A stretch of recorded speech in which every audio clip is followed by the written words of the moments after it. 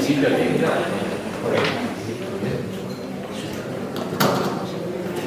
buenas tardes. Bueno, para mí es un placer estar aquí con vosotros un lunes más, y por supuesto presentando a la compañera Mercedes Martín, que ya se presentará como Dios manda, mi compañera Dulce, la responsable, como sabéis, de este grupo de verano.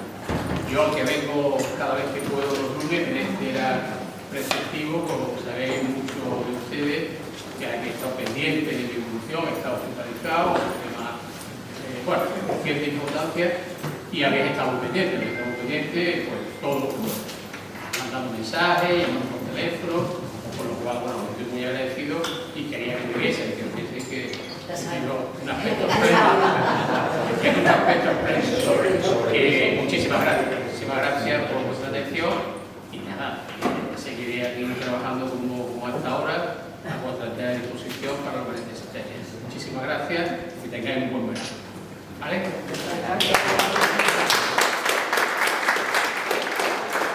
Hoy tenemos el placer y el orgullo de tener a Mercedes Martín, médico de esta promoción, como yo, o sea que le tengo un especial cariño.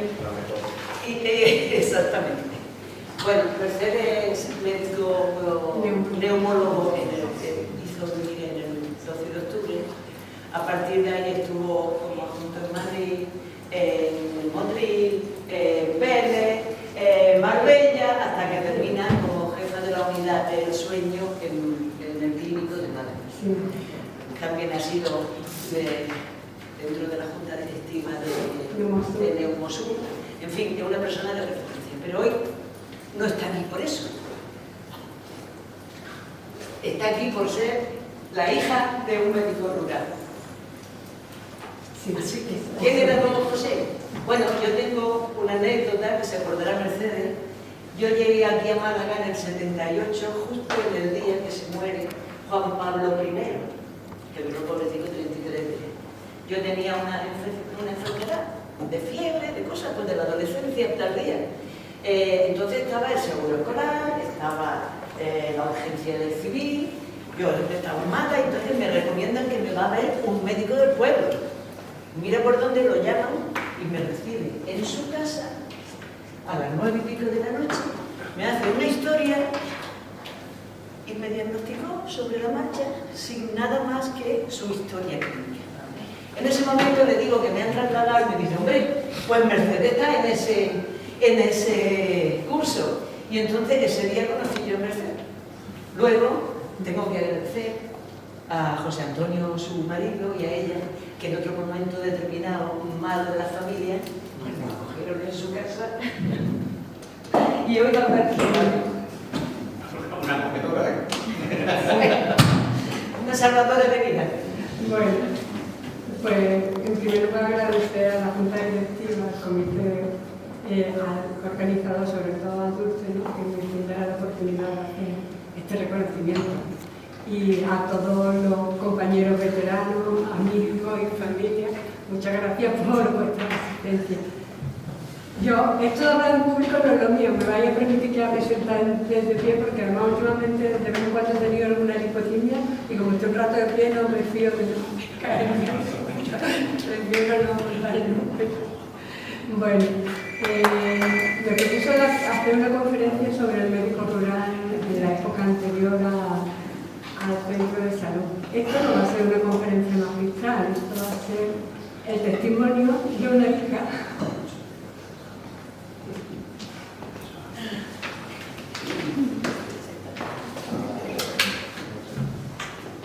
Testimonio de la infancia. Antes de los centros de salud, la vida de los médicos rurales era un ejemplo de humildad, de resiliencia, de entrega y una lección ética para todos. Mi padre fue una persona requerida en Huerta, donde ejerció durante 39 años. Nació en 1926. El próximo 12 de julio sería su centenario. Para entender la figura de él y su carácter, vamos a remontarnos a su infancia, ¿no?, que le marcó. Nació en Alfornón, en Sorbilán, que Alfornón es una pedanía de Sorbilán, que es un pueblecito pequeño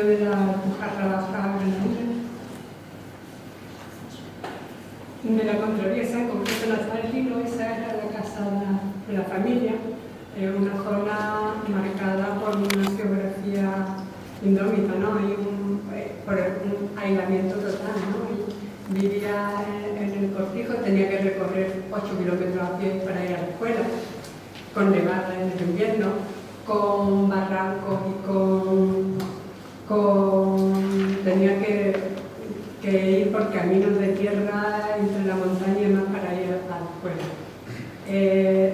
Una zona, además, en plena posguerra, bueno, la guerra y la posguerra, ¿no?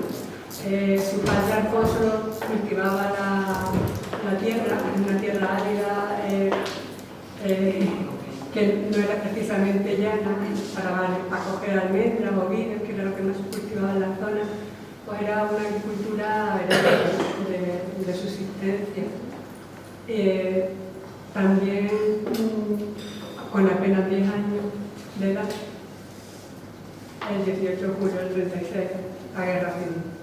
La guerra civil en la contravisa fue especialmente dura, y la posguerra también, porque había refugiados por los montes, estaban los maquis, luego llegaban los nacionales, total que fue una posguerra muy dura.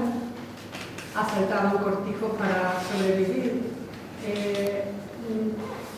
Fue una infancia marcada por unas circunstancias muy duras, y eso forjó un hombre excepcional, con una especial sensibilidad al sufrimiento humano y una gran capacidad de esfuerzo. Se volcó su vida en hacer que la vida fuera mejor para los demás, en que los que tenía alrededor no vivieran lo que había vivido. Y es una persona muy buena, honesto, generoso. Ahí tenemos a Alfonso, el abuelo, ahí en la foto, para que vean cómo era la vida más o menos en esa época por allí.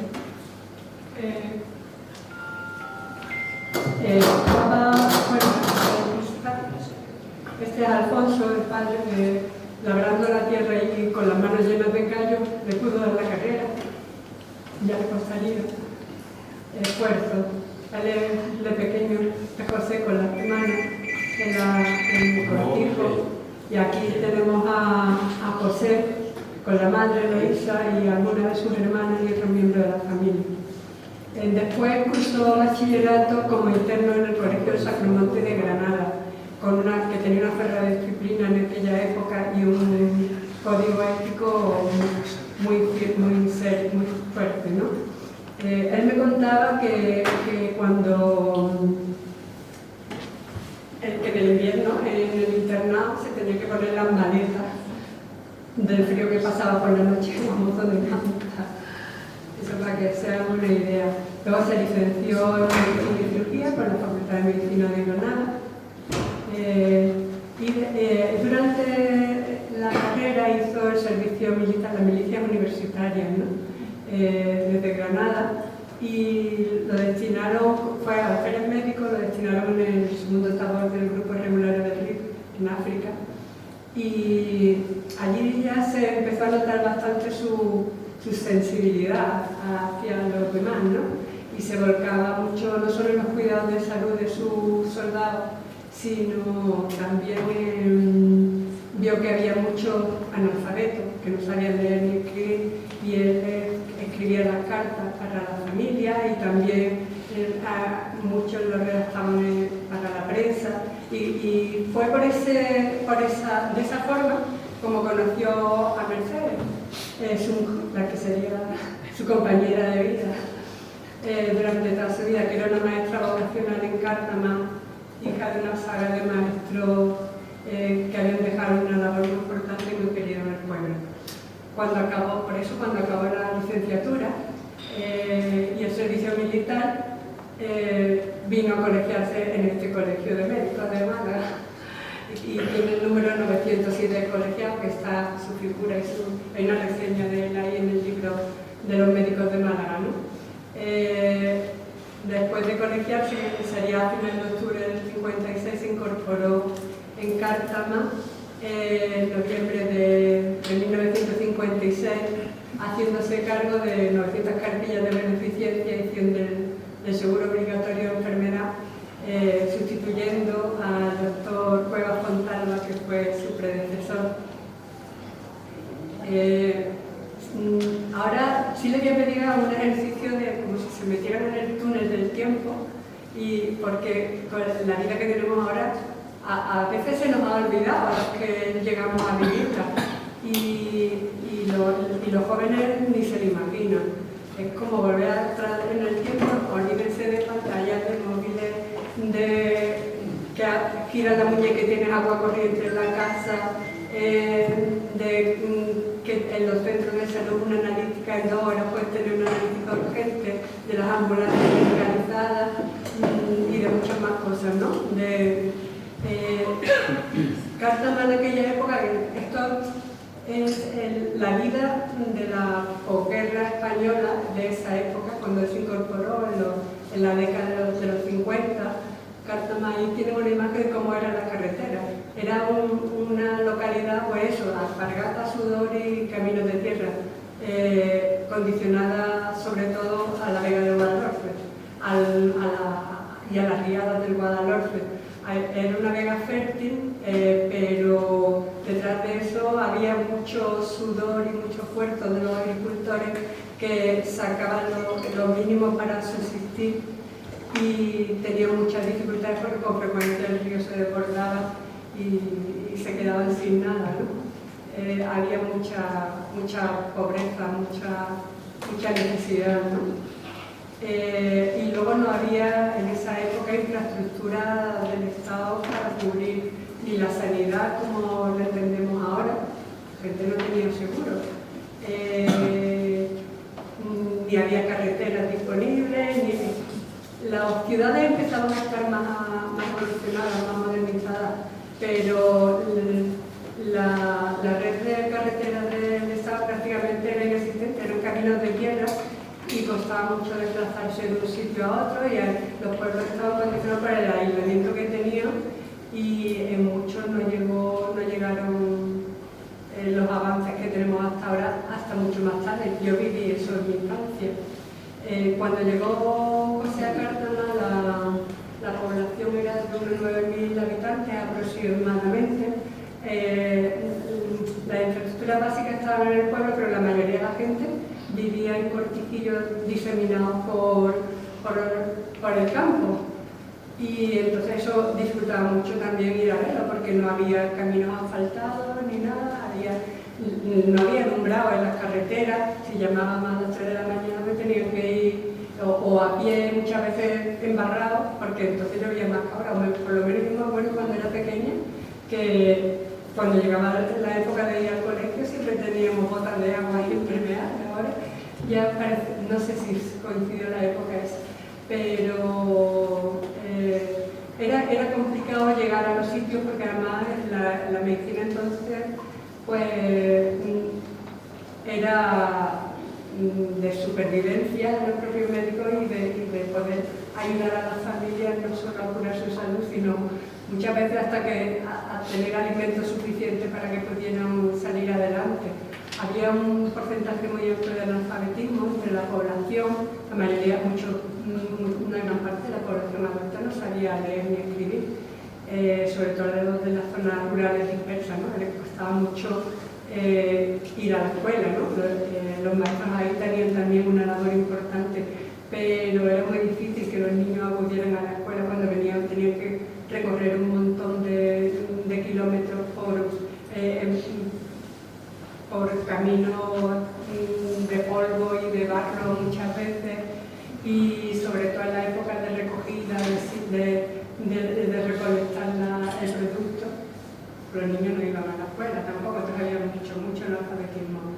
La economía era de pura subsistencia, ¿no? La mayoría de la población no tenía muchas veces ni para comer, ¿no? Y desde luego cobertura sanitaria, lo que entendemos hoy como seguridad social y que tenemos un seguro médico que nos cura todo, eso no existía en aquella época. Esa época además había algo muy triste, que yo me acuerdo que sonaban las campanas a muertos en los pueblos cada 2 por 3 porque había una elevada mortalidad infantil. Reflejo por una parte la falta de higiene, también la falta de antibióticos y también por la desnutrición de la posguerra y por la carencia de vacunas básicas. La vida, si nos metemos en una casa de aquella época, incluyendo la que vivíamos nosotros, no había agua corriente. La luz, las casas que tenían luz, que no eran todas, era una bombillita muy tenue que además se apagaba cada 2 por 3 y había que recurrir a los candiles o a las velas. Y desde luego no había frigoríficos ni otro tipo de equipos eléctricos que, por ejemplo, imaginaros la verga de Guadalhorce en pleno mes de agosto, con el calorcito que hace allí, sin frigorífico, sin agua corriente, pues en el verano había muchísimas diarreas, muchas muertes por gastroenteritis, tifus, fiebre tifoidea, etc. Luego, por ejemplo, para lavar la ropa iban las mujeres con cántaros al pilar del pueblo a coger el agua y ese es el agua que había para todo, para la higiene corporal, para cocinar, para todo. Y la única forma que había de desinfectar las cosas era hervirlas. Eso lo viví yo, y a mí no había retretes tampoco, no había cuartos de baño, había un pozo ciego y un agujero en un rinconcillo del patio y eso, ahí estaban. Yo me acuerdo cuando era pequeña que en el patio de la casa nos bañaban en un barreño de latón y con una ducha, una especie de una regadera, teníamos la ducha, ¿no? El teléfono también era un lujo, solamente lo tenía las autoridades del pueblo y en algún sitio muy concreto y al médico. El teléfono de la casa de mi padre era el número 7 de la centralita que cogía el teléfono y cuando un vecino necesitaba algo iba a otro que tenía teléfono o a la centralita que dieran el recado que llamaran desde allí.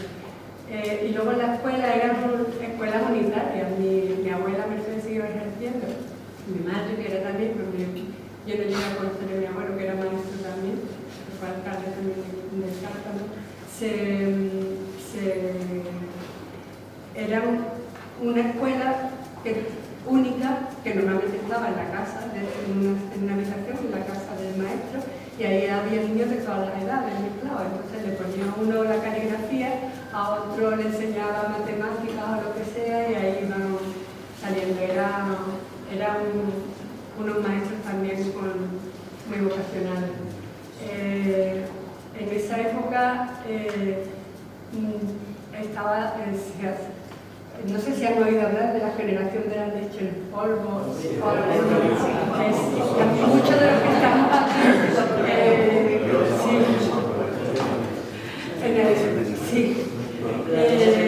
al final, sí, en esa época, la década de los 50 y más, y un poco después, había muchísimo raquitismo, mucha desnutrición entre la población.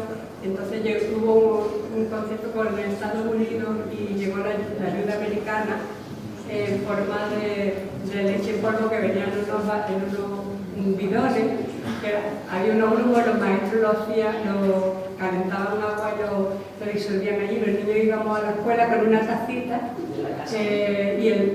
y eso salvó a muchos niños del raquitismo y de la desnutrición. Y también mandaban un queso de bola que era un queso, bueno, el que yo vi era cuadrado, era como una barra, como forma de sándwich, sí, pero era amarillento. Eso para que se hagan una idea de cómo estaban las comunicaciones. La roca era la única que estaba a faltar. Esto es el mapa de la carretera de la provincia de Málaga en la década de los 50. Donde había asfalto era la que estaba señalizada roja, lo demás eran caminos de tierra. Y el vehículo que se disponía era el burro, el que tenía un caballo o la vespa. Entonces el acceso a los cortijos dependía, pues eso, o ibas a pie, además por caminos que no estaban iluminados. De noche imaginar que cuando llovía se embarraba todo y era intransitable. Y bueno, el burro y la vespa eran los verdaderos aliados de los médicos, ¿no? En esa época. Se veía también muchas veces que llamaban de un cortijo porque había un parto, un niño con fiebre muy elevada y nada, a coger el maletín con las herramientas que tenían entonces, que eran sus manos, el termómetro, el fonendo y las jeringas de cristal que servían y su trombocina para los partos, porque no había ecografía, se atendía a la partida y se veía si el parto venía de nada o no, con el latido cardíaco con la trompetilla y con el campo. Cuando vio, la gente no podía trasladarse a Málaga porque no tenía recursos, los partos, si había matronas, pero si había algún parto complicado, no, por aquellos caminos embarrados y demás, primero que la gente no tenía vehículo propio para llegar, se tardaba muchísimo. Y luego no tenían tampoco medios económicos para trasladarse mucha gente. Entonces se dio la obligación, había mucha gente joven y había muchos padres con la época del baby boom. Y se cogía su Vespa, se iba de madrugada temprano a Granada con la Vespa por caminos de barro, por la carretera de los montes, y estuvo 2 años con Bedoya, aprendiendo obstetricia de urgencia. La verdad es que fue un gran obstetra, trajo al mundo muchísimos niños en Cártama y atendía partos de nalga, partos de force. No paraba de esforzarse para intentar darle lo mejor que podía a su paciente. Montó su propio laboratorio, también se formó en eso, y un equipo de radiología, que luego le costó tener una radiología y tumores de piel y demás, y algunos injertos. Y luego ya más adelante pues consiguió la formación de la Asociación de Medicina Familiar Comunitaria y Medicina Internacional. De otras cosas, estuvo siempre pues si vemos cómo era la medicina en aquella época y ahora, antes lo que había era el médico titular, que es lo que tenía. Eso, el titular era el encargado, normalmente había uno, como muchos de los pueblos, y se encargaba de la asistencia sanitaria a la población. A los que tenían la cartilla de beneficencia, que era la cartilla de pobre, siempre se atendían gratuitamente. Y luego el resto, pues nadie tenía seguro privado, era la iguala, ¿no? El que podía, pues le pagaba pues, con el producto que recogía de la tierra, con una gallina, con lo que podía. Había las patologías frecuentes, eran las infecciones. Hasta los 50 se moría mucha gente con infecciones. La tuberculosis era un problema de salud importante. En Cártama también la brucelosis, porque había muchas cabras. La neumonía, el tifus, la gastroenteritis en verano, eso se moría mucha gente. Y bueno, las infantiles, el sarampión, la difteria, y entonces no había las vacunas como hoy para toda la población. Había mucho apoyo a que algunos con secuelas muy serias, ¿no? Había matronas que normalmente atendían los partos, el problema estaba en los partos complicados, ¿no? Que era muy difícil que se pudieran derivar a Málaga, y eso lo que les forzaba era hacer ese enorme sacrificio. Luego cuando se volvía de Granada y pasaba la consulta por la tarde en Cártama. Y luego estaba el boticario, que normalmente hacía fórmulas magistrales elaboradas o con las recetas escritas por el médico. Y nutricionalmente, pues eso, mucho catecismo y mucha desnutrición. También había opción de niños. Pues el panorama que se encontró. Y él atendía a sus pacientes 24 horas al día, 325 días al año. La consulta era que estaba en su casa, en una habitación, en su casa. Su puerta siempre estaba abierta, y ahí quedaba había más que un consultorio de pasar consulta médica todos los días, que también tenía lo que era es asistir a todo el que pegaba a la puerta y trasladarse a donde había muchas más visitas domiciliarias. Como anécdota, en una de sus, creo que fue a atender a una urgencia médica por la Sierra de Cádiz, que allí ni Vespa ni nada, iba en muro. Y resulta que el mono tenía carbunco y se contagió de carbunco. Yo me acuerdo que estaba cogiendo, no tenía la consulta ningún día. Había tenido la pantorrilla hinchadísima, con una úlcera tremenda, y él mismo se hacía la cura, se desbridaba con un bisturí, se metía a él. Eso lo he visto yo con mis ojos. Y no faltó ni un solo día a la consulta. En otra ocasión, yendo a Jaima,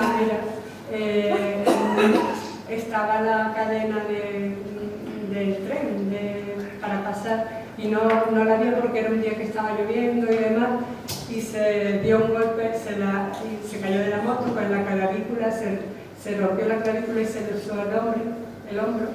Cogió la moto, llegó al cortijo donde tenía que asistir al parto, se amarró el brazo a una silla y él mismo se redujo la luxación.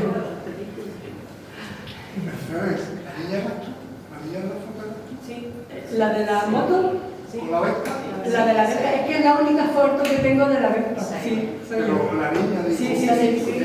Sí la cuento porque no he encontrado otra foto de la Vespa de mi padre. Esa era la Vespa con la que se rompió. Se cayó, se rompió la clavícula. Sí. Bueno, ahora no nos imaginamos, en 1900 la esperanza media de vida era en el año 1900, era de 35 años, y era sobre todo con las enfermedades infecciosas. Si ven aquí, bueno, como a partir de 45, 50 ya empezó a tener disponibilidad de antibióticos. El primero fue la penicilina. Lo que pasa es que la penicilina era oro líquido. Al principio no había penicilina apenas para la población y muchos se consiguieron hacerlo. Y luego ya cuando un laboratorio español empezó a fabricarla además, sí hubo más disponibilidad, pero mucha gente no tenía recursos. Los médicos rurales entonces, aparte de atender a los pacientes y no cobrarle muchas veces, a veces se les llevaban comida, los antibióticos lo compraban muy bien y se lo llevaban y luchaban por sacar adelante a la población, asumiéndolo ellos todo. Entonces, esta curva está sacada de un artículo de la revista española de Salud Pública, basado en datos de alimentos, mortalidad y demás. A principios del siglo, en 1900, pues había una alta mortalidad, sobre todo por infecciones, a raíz de que aparecieran los antibióticos en las vacunas y mejorar las condiciones higiénicas y sanitarias, cayó drásticamente la mortalidad por infecciones, pero también empezaron las causas de mortalidad son más de otro tipo, ¿no? Coincidiendo también con el cambio de la vida, de las condiciones de vida del ámbito rural urbano, el estrés, la carretera, en fin, ya son otro tipo. Pero la mortalidad global bajó bastante. En 1900 la expectativa media de vida en España era de 35 años, sobre todo porque se morían muchísimos niños. En 1950 de 62 y en 1990 de 77 años. Es hasta 1990 porque es donde está esta revisión epidemiológica, ¿no? Acerca de la transición sanitaria y del salto de esperanza de vida. Está la referencia. Se redujo la mortalidad general un 70% y la infantil un 96%, ¿no? Fue un siglo en un siglo conseguir 70% de disminución en las tasas de mortalidad y del 96% si miramos el infantil, pues fue un gran avance que difícilmente volveremos a ver, ¿no? Y además la inflexión se produjo justo en los años 50, que fue la época que llegó a la Cártama, ¿no? Y eso coincidió, eso se lo debemos en gran parte a la aparición de antibióticos en las vacunas, sobre todo, también porque ya empezaron a mejorar el gasto público en salud y a la infraestructura sanitaria y de agua potable, por ejemplo, eso también sirvió mucho, ¿no? La generación de la leche en polvo, bueno, la ayuda humanitaria básicamente leche y queso, pues también salvó a muchos niños del raquitismo y de la desnutrición, y eso también puede contribuir a la mejora de la mortalidad. Las vacunas de vacunación sistemática, la llegada de los antibióticos y el saneamiento del agua fueron muy determinantes de que esto se produjera. Redujeron drásticamente la fiebre tifoidea, por ejemplo, el raquitismo, y luego cada vez se iba aportando un poquito más al presupuesto estatal para la salud y se fue desarrollando progresivamente prestaciones sanitarias un poco más universales que cubrían a más porcentaje de la población, y eso también, el acceso a la sanidad, también contribuyó en gran medida a que estemos donde estamos, como estábamos en 1900.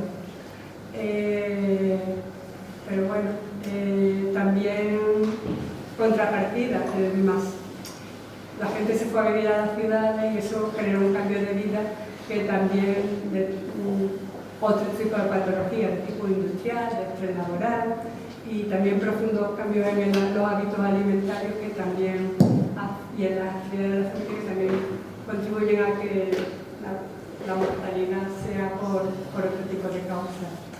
En aquella época lo que había era la beneficencia y el PSOE. La beneficencia era, las cantidades de beneficencia no se cobraban porque eran pobres de solemnidad. Y el seguro obligatorio de enfermedad era un seguro que se hacía solo para asalariados de bajos ingresos, pero no a todos los grupos de trabajo, sino, por ejemplo, los del campo no tenían el seguro obligatorio de enfermedad. Determinadas profesiones con salarios muy bajos pues tenían el seguro obligatorio de enfermedad. Eso es lo único que había. Cuando él llegó, en la época esa de los 50. Y entonces la mayoría de la gente no tenía cobertura sanitaria de ningún tipo. La igualdad era eso, que era como una consulta privada, pero no pagaban con dinero muchas veces porque ni tenían. Pagaban con especies, lo que podía cada uno. Y bueno, mi padre siempre decía, cuando decía que se debe, él decía, ¿se puede? Y muchas veces, aparte de se puede, es que le llevaba comida o dinero o medicina, y así fue toda su vida, ¿no? Luego, es que no nos imaginamos lo que hay ahora, hasta 1986 fue el gran hito legislativo, ¿no? Fue la ley de sanidad en 1986, que tenemos una asistencia sanitaria universal para todos los ciudadanos, financiado a través de impuestos del Estado. Eso no existía antes. Es que no nos imaginaba, que no hace tanto tiempo,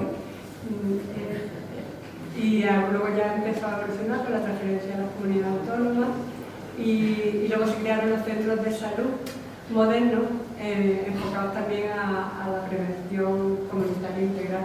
Bueno, los médicos de los pacientes, aparte de curar a los pacientes, eran los forenses, eran los psicólogos, atendían, asistentes sociales, ayudaban a las familias en todo lo que podían.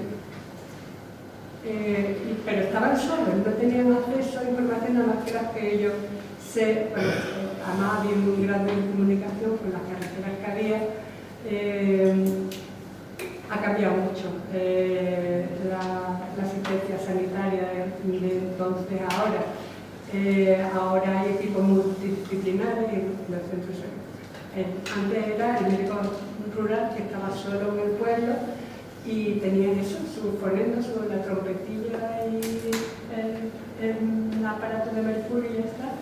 Y hoy día los centros de salud no tienen nada que ver. Antes la herramienta era el ojo clínico y ahora pues el ojo clínico y el fonendo, y ahora pues hemos pasado a la receta electrónica, las analíticas inmediatas, a la telemedicina. Es un mundo muy diferente, ¿no? Tiene otros problemas diferentes y otros retos que habrá que ir afrontando, ¿no? Antes prácticamente lo que se hacía era asistir al enfermo grave, pero ahora hay también programas sistemáticos de cribado preventivo, por ejemplo, control de pacientes crónicos, inmunizaciones activas. Todo esto es reciente, muy reciente en la historia de la humanidad. No nos tenemos que ir muy lejos, ¿no? Yo me acuerdo que siempre, mi padre siempre tenía en su consulta el juramento práctico y la plegaria del médico de Maimónides. Y eso le impactó profundamente y era su código ético de su día a día, lo siguió a rajatabla siempre. Bueno, yo pongo un pequeño fragmento que conservamos, lo tenía marcado. Es que el amor a mi arte me anima en todo momento. Sostén la fuerza de mi corazón para que esté siempre dispuesto a socorrer al pobre y al rico, al amigo y al enemigo.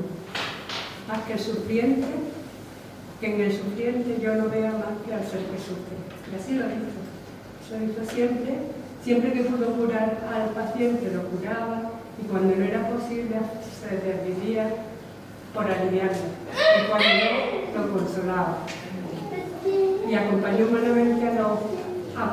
humanamente cuando la ciencia no llegaba. Una base ética que sigue sosteniendo el humanismo, ¿no? En nuestra sanidad contemporánea. Y espero que no se pierda. Pero bueno, su legado lo pasó desapercibido. En 1973 le dieron la medalla oro del mérito en el trabajo. Esta. La primera vez en mi vida que la pongo.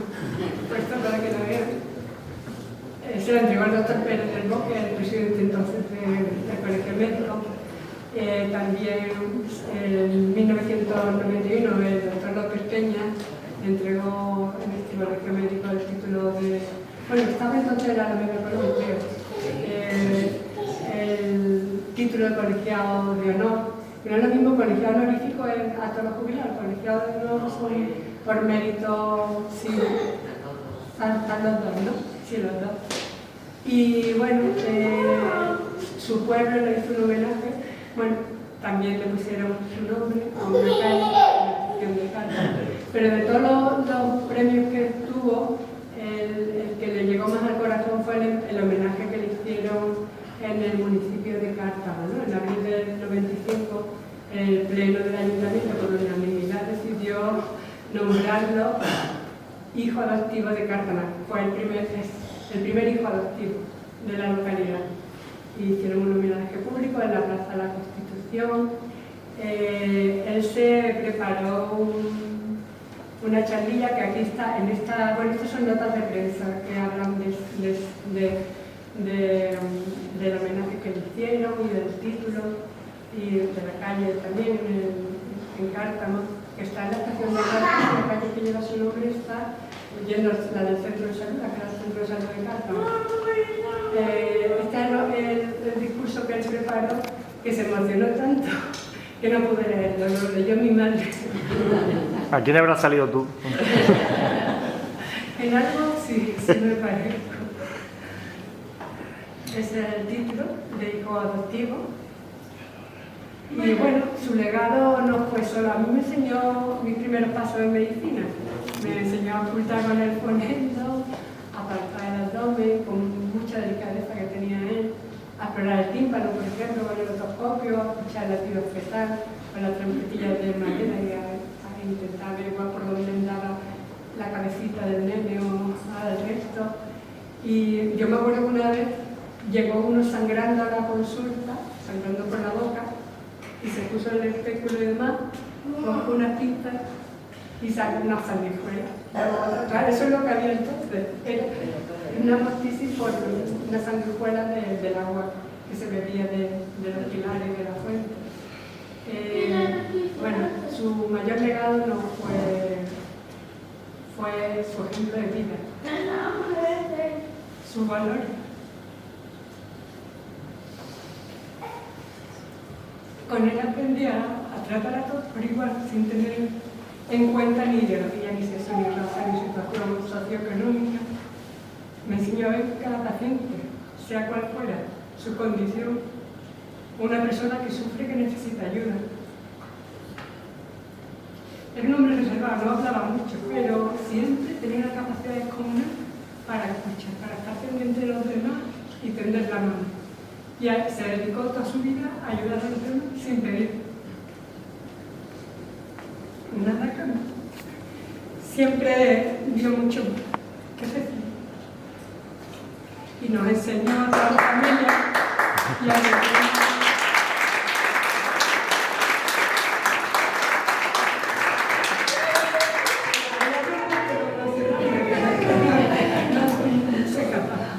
nos enseñó a toda la familia de quienes tuvimos la suerte de aprender de él, que lo verdaderamente importante en la vida y en el mundo no se compra con dinero. Y que la dignidad reside en la honestidad, en el amor a los demás y en ser fiel a los propios principios y a uno mismo. Y su mirada, esa mirada limpia que conservó hasta el final de sus días, como limpio era su interior. Dicen que la mirada es el espejo del alma. Mirando de frente. Yo creo que quiero darle las gracias a Dulce por meterme en este fregado.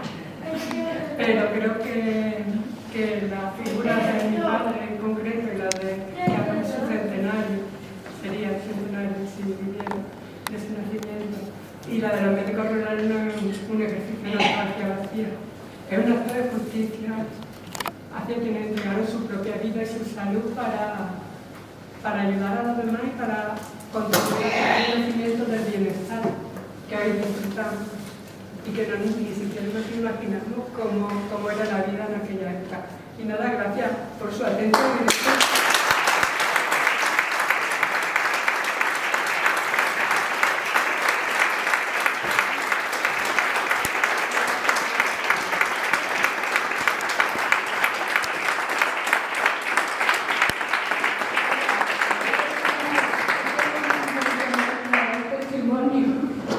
De mi infancia, ¿no? De mi vida, y el reconocimiento merecido de una persona excepcional, que creo que era mi padre, y también de todos los médicos de rurales que vivieron en una zona, y luego no solo los médicos, toda esa generación que vivió las circunstancias conmigo de la guerra civil, de la guerra de la miseria.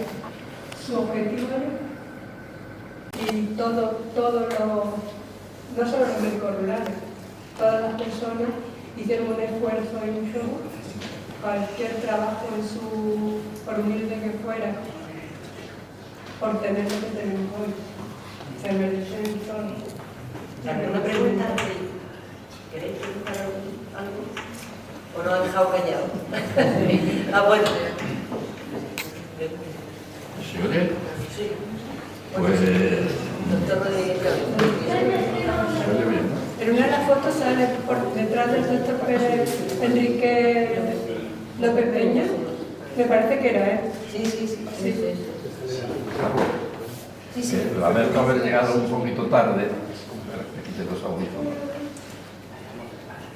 Lamento haber llegado un poco tarde, pero de todas formas he comprendido muy bien, he participado de todo lo que tú has dicho y querías decir, porque en situaciones un poco similares, parecidas, pues estuve yo 14 años de mi vida perteneciendo al cuerpo de médicos titulares, la primera oposición que yo hice, después de haber acabado la carrera durante algunos años y haber sido médico titular, primero de Villamanrique, en la provincia de Ciudad Real, y luego en Rincón de la Victoria, donde tendré muchos años. Y yo puedo confirmar que la presión era, como tú la has descrito, pero a pesar de eso, yo pienso que la felicidad profesional que yo he tenido nunca ha sido como cuando yo fui médico titular. La felicidad profesional, quiero decir, ¿no? Así que, pues nada más que eso, ¿no? Mi padre también... Recuerdo que salí del Rincón de la Victoria cuando fue a visitarme otro médico titular, Humberto Mérida, que era de un pueblo cerca de Ronda, y quería charlar conmigo, pero aquella charla fue imposible porque venían los pacientes a consultarme, y recuerdo la frase que me dijo, macho, vete de aquí porque vas a ser el más rico del cementerio, ¿no? Y entonces fue cuando hice otras oposiciones y abandoné, lamentablemente quizá, la medicina rural. Mi padre se tuvo que venir a Cartago porque ya con las 4 hijas estudiando aquí en Málaga y demás, pues tuvo que venir el traslado, y él llevaba siempre, yo creo que tenía lo de la medicina rural, le llegaba mucho al corazón. Aquí hacía también todo lo que podía por todos los pacientes que tenía, pero aquello era como su gran familia. Además había traído al mundo, había ayudado a traer al mundo a la mayoría de los niños, entre otros a mí y a mi hermana, que nacimos en la cama de mi madre y atendido en el parto por él, ¿no? Y le siguió la infancia, disfrutaba con los niños en brazos, se le ponía, cuando iban con el cólico en la lactante, se lo ponía en el brazo así. Él era su vida, pues le llegó mucho. La medicina rural fue donde más disfrutó él de la profesión. Sí, luego estuvo aquí en Caja Nacional, en calle Córdoba, tenía su consulta, pero era un ritmo diferente. Allí que conocía a todo el pueblo, y todas las vicisitudes del tren y todo lo que le pasaba a cada uno de enfermedades de la vida, ¿no? Y era mucho más cercano, ¿no? En todo, ¿no? Y bueno. Sí, yo tuve la enorme satisfacción de conocerlo, de vivir con esta familia tan importante durante unos meses.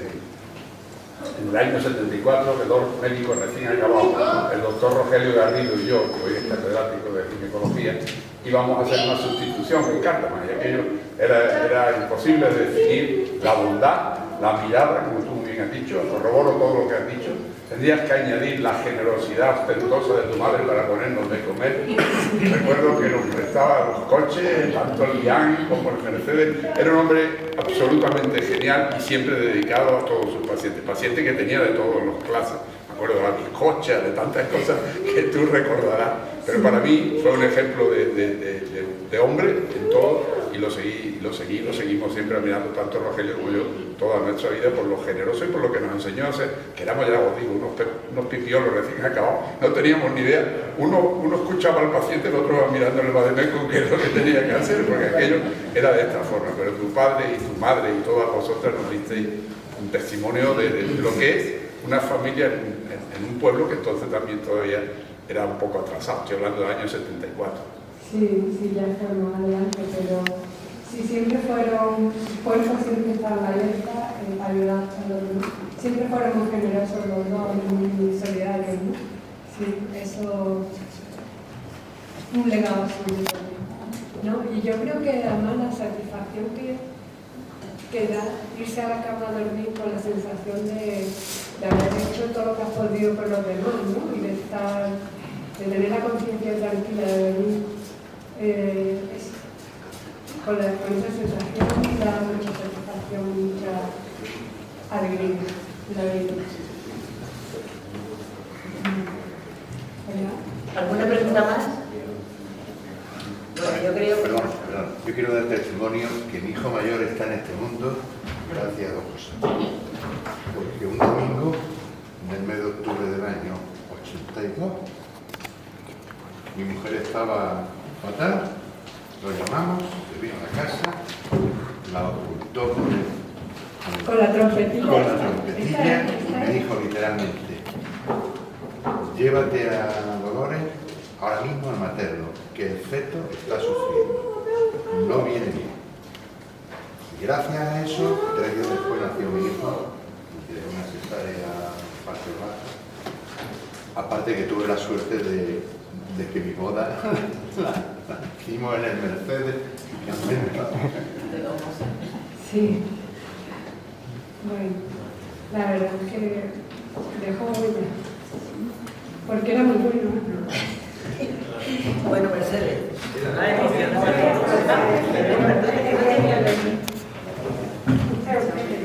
Aquí tenemos al primo hermano de mi padre, médico también, médico rural, que ha ejercido toda su vida en Alhaurín de la Torre. Sí, yo estoy aquí por él. Yo acabé de ganar la carrera y me dice: niño, vete para acá que ha salido una plaza de médico libre en Alhaurín de la Torre. Médico libre era sin seguro, sin nada, era particular. Y yo me vine, y claro, los primeros meses estuve en casa, en su casa. Yo dormía allí con mi prima Mercedes, con las niñas, con Merceditas, con Charo, con él y con Pino. ¿Y qué quiere decir? Os quiero decir una cosa, que cuando íbamos de noche a los campos aquellos, a ver el parto, a ver cualquier enfermedad, cualquier patología que se presentara, cuando terminaban le preguntaban: ¿qué le debo, don José? Y don José decía: ¿cómo está la cosa? ¿Cómo está la cosa? ¿Me puede pagar o no? ¿Cómo está la cosa? Mire usted, otro día será. Bueno, yo darle las gracias a la familia, ¿sí? Es para mí mi hermano mayor, y la verdad, yo lo recordaré y lo recuerdo siempre. Y yo tengo mi corazón, y si soy malagueño y soy alhaurín, pues ¿Alguien más que alguien? Mira, que ya sé. Bueno, yo conocí a Mercedes primero de carrera, y la verdad es que desde el primer día que entré en su casa fue la mía. Sobre todo, bueno, pues la cocina de todo. Pero en mitad de carrera, pues yo tenía una vida súper dolorosa que todo el mundo decía: es que se queja mucho, se queja mucho. Hasta que un día, cuando los apuntes editados, me caí el radón. Y Mercedes me llevó a su casa, para que mi madre no se asustara. Y don José simplemente me palpó el abdomen y me dijo: ¿tienes algo en el ovario derecho? A los 3 meses me estaban operando porque tenía un teratoma, el mismo verano que Maite, las dos, siempre me vieron paralelo mucho. Y lo que no me habían visto ni por el seguro, ni por el seguro escolar, pues simplemente con palparme me lo dijo. Y bueno, lo que aprendí de él, por supuesto, fue mucho, porque nos enseñó a todos. Y además quiero decir que Mercedes es igual que su padre. Le quisieron. Sí. Pero nada, ya por testimonio, lo que dice Emilio de mi hijo, tendría 13 o 14 meses, tenía una fiebre altísima, de esto que era de noche ya, y que donde fuimos, vamos a don José, claro, evidentemente. Fuimos a su casa, serían las 10 horas, era de noche, o las 11, y el niño me acuerdo que hizo así en la espalda. Dice: llévate al niño al materno que tiene una neumonía. Dice: ahora después cuando vuelva me llama y me dice: a ver, efectivamente, el niño tenía una neumonía. Era muy buen médico, se esforzó mucho, aparte de atender a los niños, en formarse bien. Y luego era muy meticuloso, tenía formación, ojo clínico, intuición, muchas ganas de ayudar y de resolver los problemas. Un ejemplazo. Yo envidio porque ahora con tanta tecnología se nos está olvidando lo que es la exploración, y el enfermo que ahora en las consultas no te dejan ni tener tiempo para poder hablar con ellos, ¿no? Se ha evolucionado mucho en tecnología y en medios y en fármacos, en avances, pero esa parte nuestra de con tus propias manos poder llegar a esas conclusiones Eso ya se está perdiendo bastante. Y el trato humano, también por las condiciones en las que se trabaja, ahí hemos perdido, creo yo, ¿no? Ojalá siempre esos médicos que hacían todo, hacían cirugía, reducían fracturas, hacían de todo. Y tener esa capacidad tiene muchísimo mérito, ¿no? Profesional, aparte del mérito humano, ¿no? Y de las condiciones en las que le tocó trabajar y vivir. ¿No? ¿Alguna pregunta más? Pues nada, Mercedes, darte las gracias.